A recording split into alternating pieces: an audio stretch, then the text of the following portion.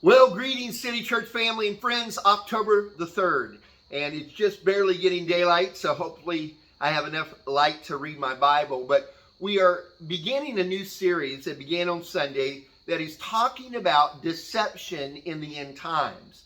For the next 6, 7, 8 weeks or so leading up to the holidays, we're going to be talking about overcoming that deception that is trying to and is infiltrating the church in the believers' lives.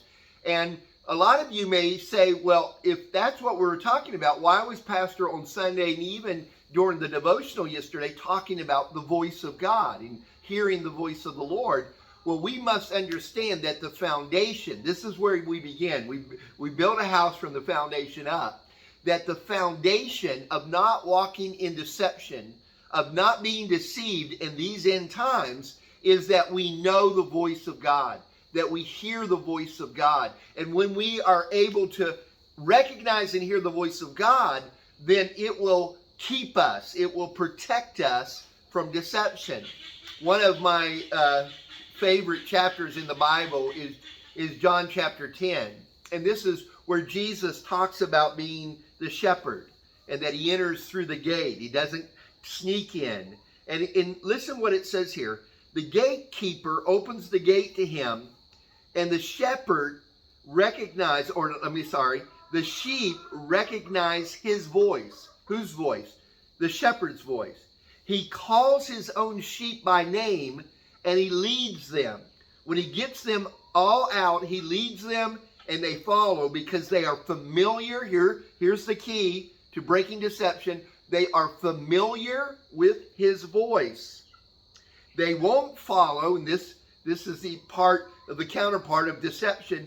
They won't follow a stranger's voice, but will scatter because they aren't used to the sound of it. And so the key or the foundation of not walking in deception is knowing the voice of the Lord, that you are familiar with it. I love how the Message Bible says it, that you become familiar with the voice of the Lord.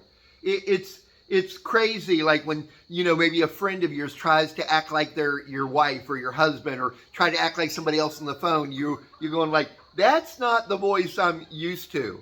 That is not the voice I'm familiar with. That I don't even have to see the face, but I can hear the voice, and that is not distinguished. I do not distinguish that voice as the voice of my shepherd. And so the foundational problem of why there is so much rampant deception in the church is that people are no longer familiar with the voice of their shepherd. And because of that, they hear a counterfeit voice that is acting like it's the shepherd, but it's not. And they follow after that deception.